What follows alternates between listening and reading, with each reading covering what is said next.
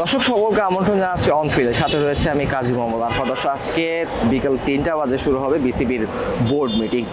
বিসিবির বোর্ড মিটিংয়ে 5টি বিষয় নিয়ে আলোচনা হবে। এত বড় বোর্ড মিটিং খুব কমই হয় বিসিবিতে। বিসিবির বোর্ড মিটিং আজকে যে সকল কাজ হবে তা নিয়ে আমি আজকে আপনাদের সাথে জানাবো এবং আপনাদেরকে সম্পূর্ণ তথ্য দিব। প্রথমত যেটা জানাতে চাচ্ছি আপনাদেরকে, প্রথমত বিসিবির আজকে মিটিংয়ে যা হবে তা হচ্ছে সিএএফ নিয়োগ। বিসিবির অ্যাকাউন্টে প্রায় 1000 কোটি টাকা থাকলেও এতদিন কোনো পেশাদার চিফ ফাইন্যান্সিয়াল অর্থাৎ সিএফও ছিল না। 5 জুলাই বিজ্ঞপ্তির পর 100-রও বেশি আবেদন জমা পড়েছে। আজকের বোর্ড সভায় এই বিষয়েও আলোচনা হবে। দ্বিতীয় যে আলোচনাটা হবে টনি হেমিংয়ের ফেরার সিদ্ধান্ত।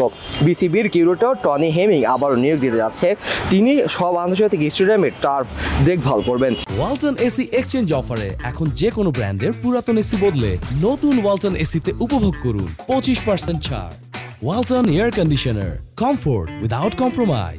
হ্যামিং আগেও বিসিবিতে কাজ করেছিলেন, পরে পিসিবিতে চলে যান তিনি। 3 নম্বর যে পয়েন্টটি রয়েছে সাইমন টোফেল। সাইমন টোফেলকে নিয়োগ দেওয়ার যে বিষয়টি রয়েছে সেটি 3 নম্বরে হতে হবে। অভিজ্ঞ অস্ট্রেলিয়ান আম্পায়ার সাইমন টোফেলের পরামর্শ হিসাবে সিদ্ধান্ত আগে নেওয়া হয়েছিল। আজ বোর্ড সভায় তার চূড়ান্ত ধরন হবে, তাকে তার চুক্তির চূড়ান্ত যে বিষয়টা আছে সেই বিষয়টি আজকের বোর্ড সভায় তার চুক্তির ধরন চূড়ান্ত হবে। 4 নম্বর যে বিষয়টি রয়েছে বিপিএল এর ইভেন্ট ম্যানেজমেন্টের যে বিষয়টি। বিপিএল এর জন্য ইভেন্ট ম্যানেজমেন্ট প্রতিষ্ঠান সংক্ষিপ্ত তালিকা 3টি প্রতিষ্ঠানের আছে।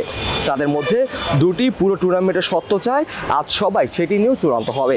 5 নম্বর এবং সর্বশেষ যে পয়েন্টটি রয়েছে সেটি হচ্ছে বিভিন্ন বিভাগের ভবিষ্যৎ পরিকল্পনা। বিসিবির বিভিন্ন বিভাগের প্রধানরা আজ সবাই তাদের ভবিষ্যৎ পরিকল্পনার প্রেজেন্টেশন দিবেন। দর্শক আজকের বিপিএল এ যে সিদ্ধান্তটা হবে সেই সিদ্ধান্ত কিন্তু বলা হবে বিসিবি বা ক্রিকেটের ভবিষ্যতের সিদ্ধান্ত। টনি হেমিং আসবে কিনা এবং চিফ কিউরেটর হিসেবে থাকবে কে, সব মিলে কিন্তু আজকের বোর্ডের মিটিংটি সবচেয়ে গুরুত্বপূর্ণ মিটিং হতে যাচ্ছে। Kazi Mohammad Arafat, on-field, BCB.